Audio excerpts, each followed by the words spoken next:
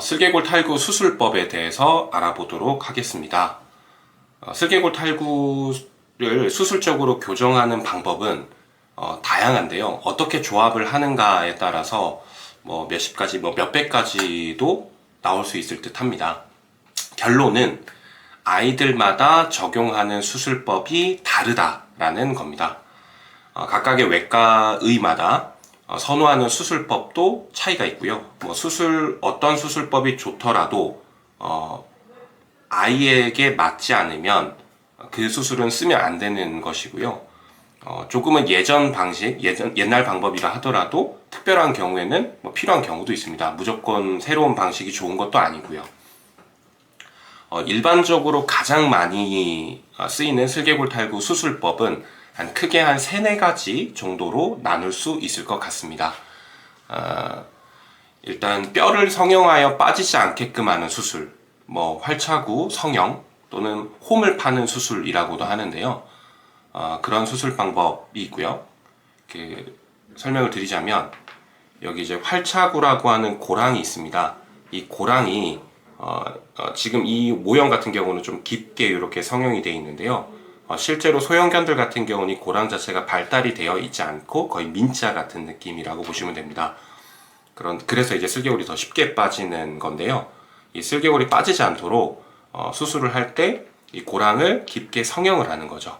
근데 그냥 파내는 게 아니라 이 하얀 연골이 이제 쿠션 역할을 해줘서 뼈끼리 부딪히지 않게끔 하는 쿠션 역할을 해주고 있는데 그 연골을 보존을 해줘야 되기 때문에 이 연골을 먼저 드러내고 이 밑에 있는 뼈를 깎아내고 다시 연골을 집어넣어서 이렇게 홈을 만들면서 상대적으로 이렇게 연골은 살려주는 그런 수술을 합니다. 그렇게 해서 이 슬개골이 그 홈 안에 좀 일부가 파묻히도록 해서 슬개골이 빠지는 힘을 없애는 방법, 이것을 이제 활차구 성형, 흔히 이제 홈 파는 수술이라고 합니다.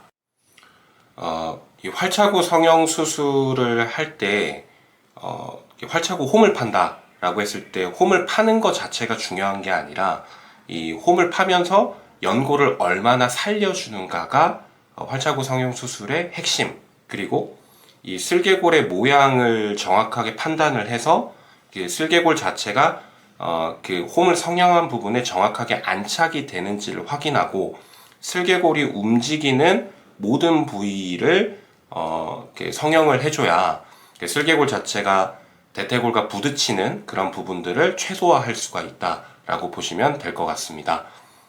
이 홈을 파는 경우에 이 홈을 파는 행위 자체가 관절염을 유발할 수도 있기 때문에 이 홈을 팔 때는 정확하게 최대한 많은 연골을 살리면서 동시에 이 슬개골이 부드럽게 움직일 수 있는 관절의 가동 범위를 충분히 다 커버를 해줄 수 있는 활차구 성형 수술을 하는 게 활차구 성형 수술의 핵심이다 라고 보시면 되고, 저희 스마트 정형외과 동물병원에서는 만약에 홈을 파는 수술을 한다면 연골을 최대한 살릴 수 있는, 남아있는 연골을 최대한 살릴 수 있는 방법으로 수술을 진행하고 있습니다. 활차구 성형 수술을 하는 게 의견이 많이 있는데요. 안 파는 경우도 본 것 같습니다. 근데 소형견에서는 실제적으로 활차구 자체가 발달이 안 돼 있는 경우가 대다수이기 때문에 소형견에서는 활차구 성형 수술을 하는 게 좀 더 일반적인 수술 방법이다 라고 보는 게 맞을 것 같고요. 가끔 대형견이나 좀 관절이 튼튼하게 잘 태어난 아이들, 홈이 좀 깊게 태어난 중형견 정도 되는 아이들은 활차구 성형 없이도 수술을 하는 경우가 종종 많이 있습니다.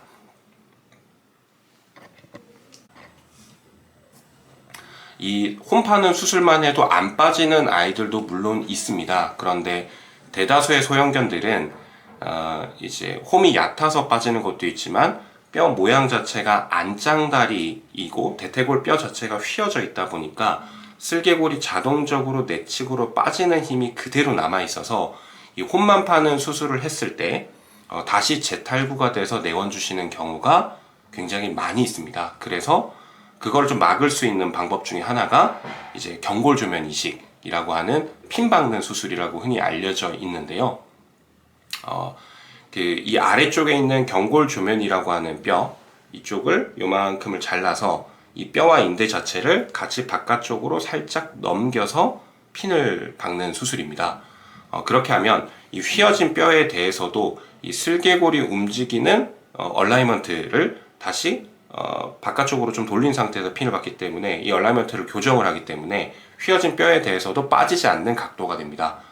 그렇게 해서 이제 슬개골이 빠지는 근본적인 힘을 없애는 방법, 요거를 이제 경골조면 이식 또는 핀 박는 수술이라고 합니다. 경골조면 이식, 그 핀 박는 수술을 할 때 어떻게 보면 슬개골 탈구 수술에서 가장 중요한 수술법인데요. 이 밑에 있는 부분에 경골조면을 커팅을 해서 그걸 각도를 돌려서 핀을 박는 수술인데, 핀을 박는다 자체가 중요한 게 아니라 핀이 그 슬개골 자체를 교정을 하는 건 아니기 때문에 이 슬개골이 움직이는 얼라이먼트를 맞추는 게 이 경골조면 이식의 핵심이거든요. 핀을 박는다가 중요한 게 아니라 핀을 정확한 각도로 돌려서 핀을 삽입을 해줘야, 고정을 해줘야 재탈구가 되는 것을 최소화할 수가 있습니다. 저희가 이걸 얼마나 돌릴 것인가, 얼마나 각을 돌린 상태에서 핀을 박을 것인가, 요거는 수의사들마다 숙련도에 따라서 결정이 되는 것 같습니다. 근데 어쨌든 수술 후에 이렇게 엑스레이를 찍어 봤을 때 저희가 Q 앵글이라고 표현을 하는데요. 대퇴 사두근이 내려오는 각도가 정확하게 대퇴 활차구를 지나서 경골조면이 바뀐 각도까지 내려왔을 때 Q 앵글을 0도로 맞춰주는 게 이 경골조면 이식의 핵심이다 라고 볼 수 있습니다.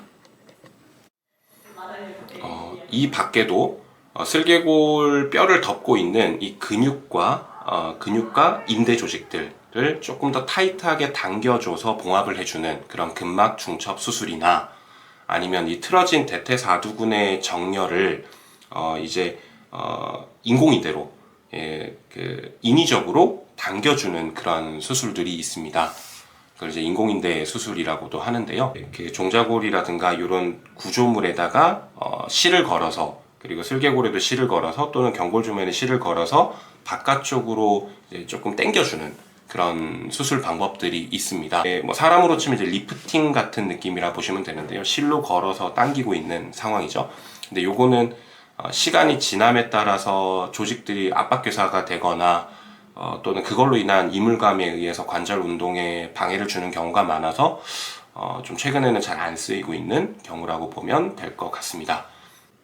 좀 더 심한 슬개골 탈구의 경우, 그러니까 아예 그 허벅지 뼈의 휘어짐이 너무 강하거나 또는 정강이 뼈 자체의 휘어짐이 너무 강한 아이들은 이 홈을 파거나 핀을 박는 정렬을 바꾸는 수술로는 해결이 안 되는 경우들도 있습니다. 그런 경우에는 휘어진 뼈 자체를 펴주는 그런 대퇴골 절골술 또는 경골 절골술, DFO라고 하는 이런 절골 수술을 진행을 하기도 합니다.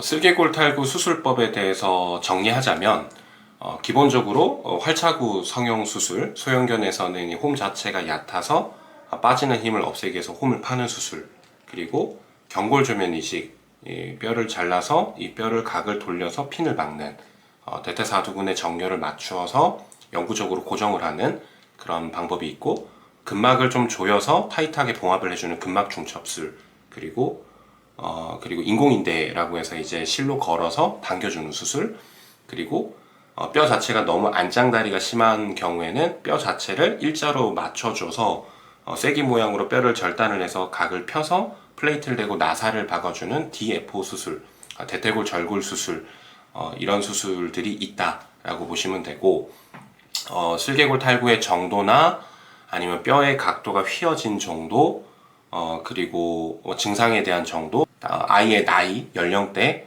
이런 다양한 요소들을 고려를 해서 수술적인 교정 방법을 정확하게 결정을 하고 미리 수술 전에 그걸 디자인을 해 놓고 그렇게 수술을 했을 경우에는 수술 성공률이 당연히 높아질 수밖에 없다라고 생각합니다.